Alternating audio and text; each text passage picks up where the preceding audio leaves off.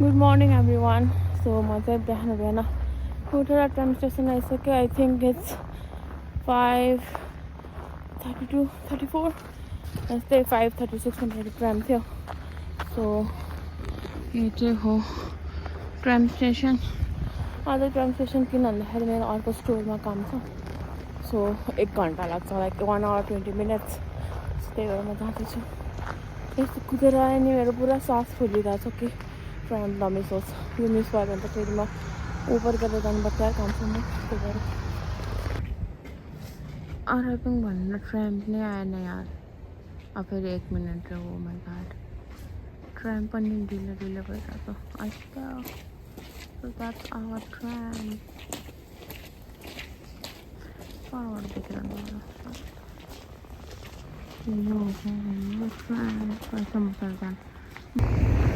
So guys मैले चाहिँ हजुरहरूलाई देखाउन पाइनँ.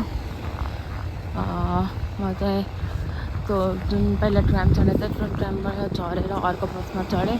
त्यो बसबाट पनि झरेर अर्को बस 53 नम्बरको बसमा क्याम्ब्रिज स्टेसनबाट आइपुगेँ. अनि त्यसपछि अब म जाँदैछु स्टोर. कति धेरै टाढा थियो पर यो बिलबोर्ड देखिरहनु भएको थियो नि, त्यहाँबाट हिँड्दै आएको. अब रोड क्रस कसरी गर्ने, कहाँबाट गर्ने नै थाहा छैन यहाँ. म जान्छु, रोड क्रस गर्छु. स्टोर चाहिँ यो यो उसको पछाडिपट्टि छ.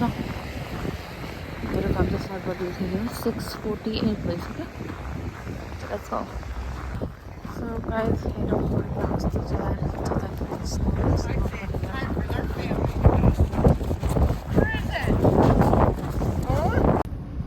Good morning everyone, welcome to my new vlog. So म चाहिँ बिहान उठेर मेरो 9 बजे इन्टरभ्यू थियो. इन्टरभ्यू दिएँ. त्यसपछि खै इन्टरभ्यू कस्तो भयो, लाइक ठिकै भयो, त्यस्तो पनि भएको चाहिँ राम्रो पनि भएन. सो आजको वेदर चाहिँ हाम्रो यस्तो छ. अलिअलि घाम देखे पनि झुक्काउने घाम हो यो. एकदमै चिसो छ बाहिर. सो यो स्नो हाम्रो बाल्कनीमा यस्तो छ स्नो.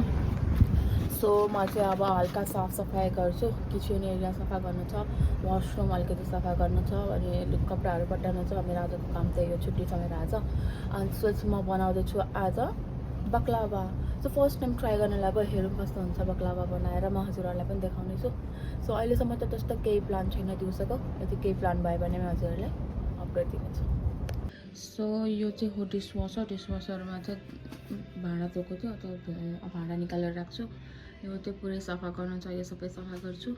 किचन एरिया, हल एरिया यस्तो छ, हल एरिया पनि सफा गर्छु. अनि हजुरहरूलाई देखाउँछु सफा भर्जन. मैले चाहिँ अब हल पनि पुरै सफा गरिसकेँ. भ्याक्युम पनि लगाएँ. यहाँ कस्तो पोतेर पनि सफा गरेँ. सो भाँडा पनि हालिसकेँ. यो चाहिँ डोसाको ब्याटर वाला डोसा बनाउनुको लागि यो चाहिँ मैले बनाउँछु बक्लावा यसरी. सो हेरौँ कस्तो हुन्छ. यो पनि पुरै सफा गरिसकेँ. यसमा 10 नम्बर, यसमा छ इडली, मैले चिया बनाएर अनि त्यो खान्छौँ हामी. सो गाइस अब चाहिँ हामी जाँदैछौँ Victoria park. Get up, snowboard, sweater, trouser, jacket. देखो ज्याकेट, यस्तो मोटो ज्याकेट. अब हामी जाँदैछौँ भिक्टोरिया पार्क. भिक्टोरिया पार्क चाहिँ त्यहाँ अगाडि हो. हजुर त्यस्तो धेरै स्नो त छैन, but also snow. So guys छैन अहिलेसम्म छ यहाँ क्रिसमस ट्री. यस्तो राम्रो छ. स्नो छ, वेदर यस्तो छ आज. अच्छा एकदम राम्रो छ. यहाँदेखि स्नोको पाइल यस्तो छ, पाइल राम्रो छ बिल्डिङ. सो गाइस यो चाहिँ झर्ना जस्तो थियो होइन, पुरैदेखि आइस भएर पानीको आवाज सुनिरहनु भएको छ होला. यहाँ चाहिँ क्यानाडाको झन्डा. अहिले त क्यानाडाको झन्डा छैन रहेछ, पुरै आइस छ, हात धोइसक्यो. सो गाइस भर्खरै आएको मुख डुबाएको, मेरो मुखको हालत भएको होला एकदमै चिसो. कैसा लगा तेरे को? बहुत ज़्यादा ठंडा लग रहा है. चीसो गाइस. लास्ट इज मेरा हाथ. I can't feel my fingers. So guys यो थियो लेक.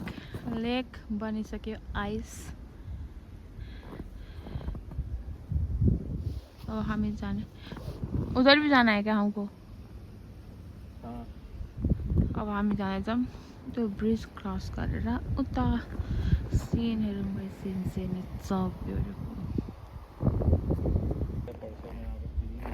देखो गाइस पुरा स्नो नै स्नो छ पिछलो पहिलाको त योभन्दा अघिल्लो वर्ष चाहिँ पुरै स्नो नै स्नो थियो अनि हामी चाहिँ यहाँबाटदेखि यो घरसम्म चाहिँ पुरा रेस गरेको थियौँ एकदमै धेरै स्नो थियो यसपालि त छैन यहाँ पुरै सफा गरिदिएको रहेछ रोडहरू पनि यस्तो सफा अब चाहिँ हामी जाँदैछौँ स्टारबक्स लिनुको लागि स्टारबक्स गएर लिन्छौँ कफी अनि त्यसपछि जान्छौँ घर गएर धेरै अलिकति काम गर्नु हुन्छ त्यतिको लागि खाना पनि बनाउनुहुन्छ सो गाइज म चाहिँ घर आएर खाना खाएर अनि त्यसपछि चाहिँ तरकारी बनाएँ बिफ रोस्ट साथीको लागि बनाइदिएँ मसरुम बनाएँ आफ्नो लागि भोलिको लागि लन्च लिएर जान्छु काममा भनेको थिएँ बट त्यो चाहिँ हुन भएन किनभने तेल सकिएको रहेछ सो पुरी र मसरुम लिएर जान्छ भने चाहिँ त्यो चाहिँ भएन तेल सकेर अनि त्यसपछि चाहिँ खाना बनाएँ छिटो किनभने खाना थिएन एन्ड बिफ करी चाहिँ बिफ त्यो रोस्ट चाहिँ केसँग खाने भनेर साथीलाई उनी भएको थिएन अनि सो